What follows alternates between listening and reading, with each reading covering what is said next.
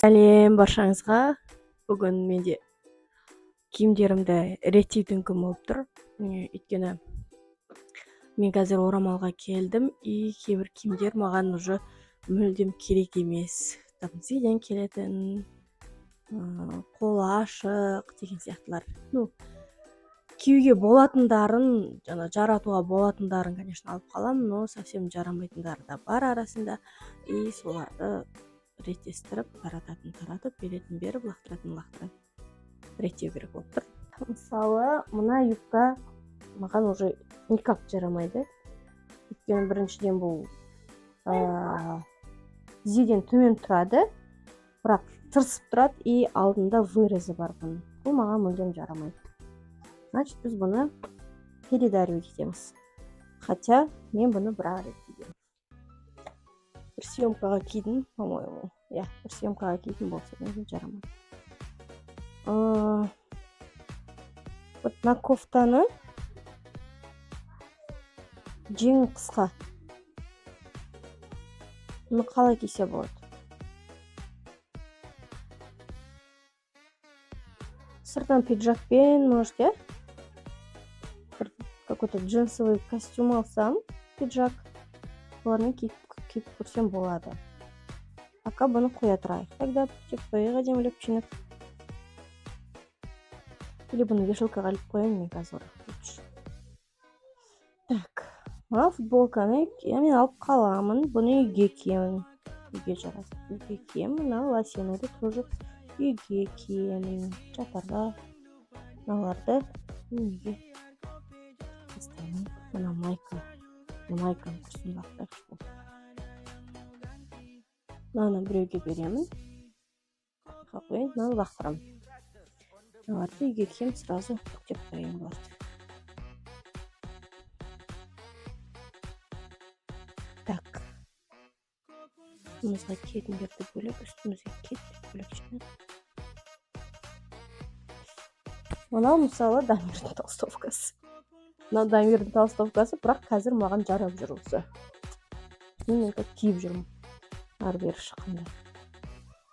Скорее всего, Дамирға қайтарып бермейміз. Мынау триконы үйге киемін. Қазір шкафтың ішін таппай көрсетемін. Мынау жаңағы триконың водолазкасы ғой. Бұны мен кисем болады қыста. Бірақ бұндайды уже киетін сезон шығып кетті деп ойлаймын. Поэтому бұларды да уже жайлап жинастырып көзін құртайын. Мынау новый құс. Құртып алдым мен бұны, кажется. Білмеймін, не қаяқтың көк краскасы жағылғаны. Но точно ручка емес, какой-то бір краска. Тағы да отбеливательмен кетіріп көрем. Новый кофтам ғой. Да. Қойдырайын. Жуылатын. Мына юбканы мен негізі орамалға киесем де қазір киіп жүрмін. Бірақ та ұзындығы болмайды енді бұны. Қыста колготкамен кигенімден білінбей қалған шығар. Но жазда кие алмаймын. Мен келіндеріме бере салатын шығар. Тасып тұрған емес. Мынау бұның менде шорты болған. Мне кажется, он уже передарила. Так, алдында пятносы бар екен. Немене пәле бәрі, құдай-ау, бұны да кетіріп көрейік. Ол да новый. Сестренкам тарантама қақтың бір ұтып беремін. Мынаны киіп тастаймын әлі де. Бұқтқа кетін кофтам ғой. Мысалы қойайық. Так. Мен де мынаны да киемін, но биыл уже киемін. Келеші лақтырып қоямыз.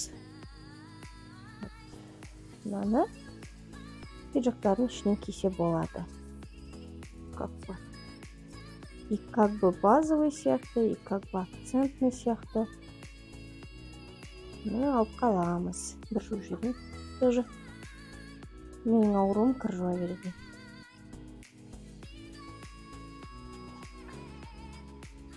мынаны алып каламыз. Ак водолазкалардын сыртынан спокойно кийсе болот. Қазір как раз көктемде.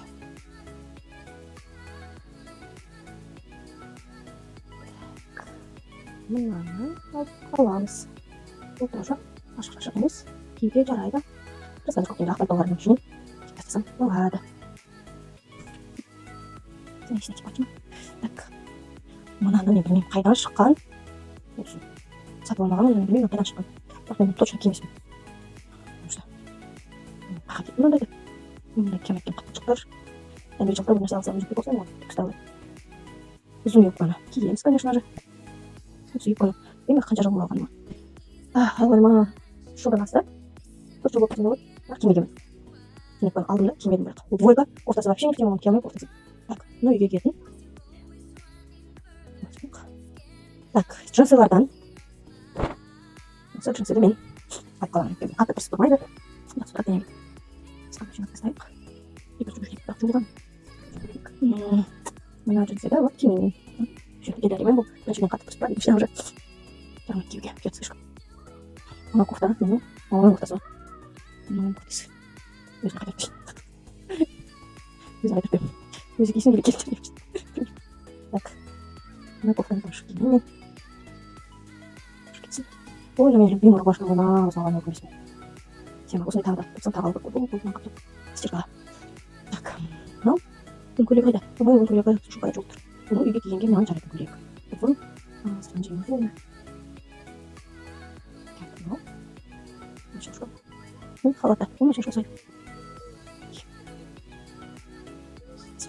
Ой, мен прям екінші суын қожам десем болды.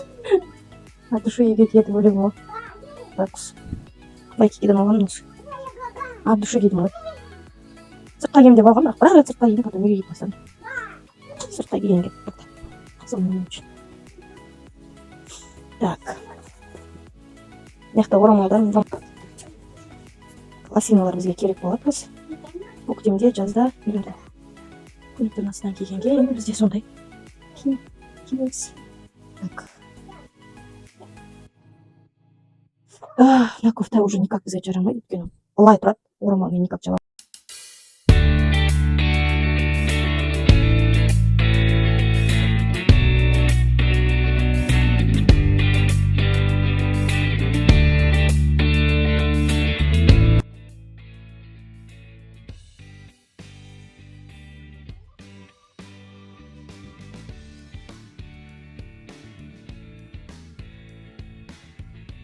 Юбкаға қара водолазканы қойдым, екеуін құр өзің киіп кете бересің. Юбканың белдік тағатын жері бар. Сол жаққа любой белдік тағып, қара орамалмен осындай киіп кете бересің. Любой уақытта, любой жерге. Бұл бір образдар бізде. Келесі бізде мынандай юбка бар, мен көктемде кигенге. Как раз былтыр не болып еді ғой, солар. Хит болған юбкалар ғой, былтыр мына жағынан фонарик. Бұны немен кисек болады?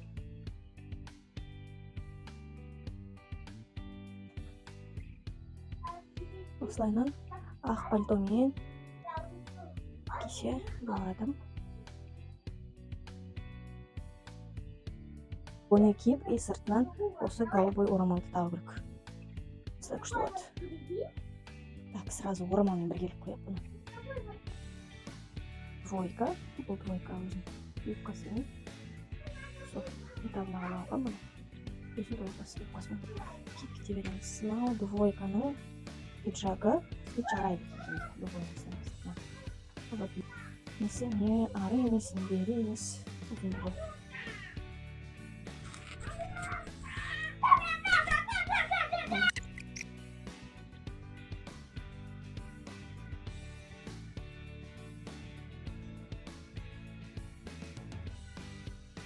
Так, бізде осындай міне үйге киетін киімдер болды осы жерде. Только үйге киетін, арт жағында жаттарда киетін. Мына жақта екі двойкам тұр. Балалармен шыққанда киетін. И бұл жаққа қазір стиркаға деген кофталарының барлығын қып болғаннан кейін осы жаққа саламын.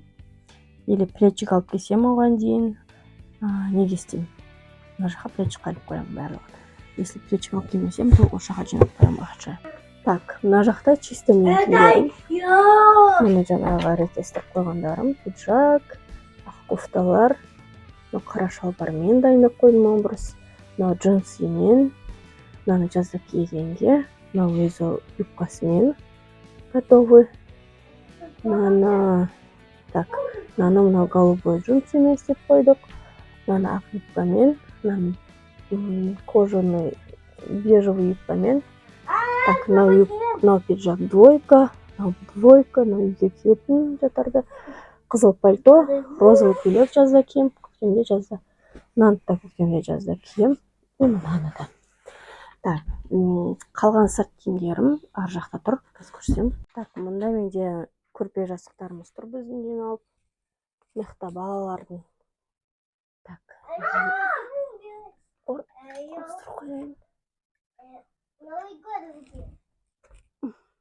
Так. Балалардын рубашкалары, Дамир кийимдери и ойбай кетти. Мына курткам да көктөмдө киемин буюрса. Мына калың кыстык куртка. Киетін жерде жок. Бүйтүп жаяу жүрмөйм да. Мында ак пальто. Мында плащ. Жука и Дамирдин кийимдери. Так, калган курткаларымды мен неге тыгып тастадым? Чемоданга. Оларды чыгаруу керек. Жукун жууду, соларды кийемин скоро. Мына калыңды керісінше тыгып тастау керек. Кийип калатын шығармын деп чыгаргам, бирок эч кайда киймедим. Вот, менин кийимдерим барлыгы осулай реттелди. Азыр менде мына жакта жогору жакта нелер тур. Мына кучканы тоже реттеп тастайын деп турмун. Өйткөнү мына жакта менде сумкалар бар. И кай сумка кай образга келет. Сунун вешалкасына илип койсом деп ойлоп турмун. Так, сумкаларды реттейтин болсак.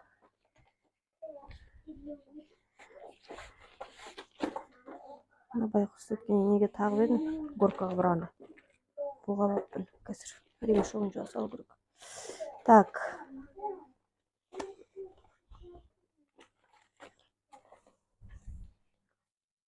Мындай сумка бар менде. Мындай. Өзүм сумка саткан кезде алып калгандарым барлыгы. Мындай бар. Буну тойго бирдеңкеге астамасаң. Основной мен устайтын сумка осы. Основной устайтын. Мына Дамирдики. Мен устамайм. Мындай бар. Жаздык. Тоже өзүм сумка сатканда алып калгам. Мына бар. Мынаган 5 жылдан асып кетти мына сумка. Сумканын баарына 5 жылдан асып кетти. От души устайтын сумка. Мен барлык нерсени от души устайм го. Узак убакыт. Мен жазда устайм. Буюрса. Тоже өзүм саткан сумкалардан. Соңгулары калган кезде алып калгам го. Так. Потом мындай бар, тоже жаздык. Тоже жазда устаганга. Bunun ekінші ремені бар, по-моему.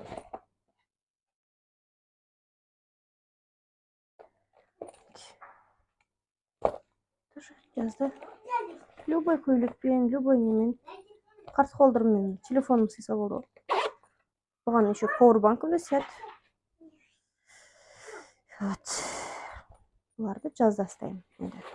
Пока мен жаздык образдар дайындаган жокмун, потому что менде жазда киетін, мындай орамал тагып жүргенде киетін жаздык кийимдер жок пока. Әлі жаздык кийимдер алам, сол кезде осуларды устайм. Мыналар тоже жаздык сумкалар ғой, жаздык кийимдерге арналган. Булар тоже жазда келтирем бир нерсе кылып. Азыр пока сиздерге просто көрсөтөйүн иштеген го. Вот, на сумканы мен күйөөм апасы тогуп берген. Вот, осулар. Шляпаларды тоже чыгардым, потому что астында калың шляпа бар, оларды мен уже скоро киемин көктөмдө. И мындай рюкзак бар менде, азыр устап жүргөн. Так, енді светло-бежевый юбкамен кара водолазканы на сумкамен устасам болот. Жылтыр как раз.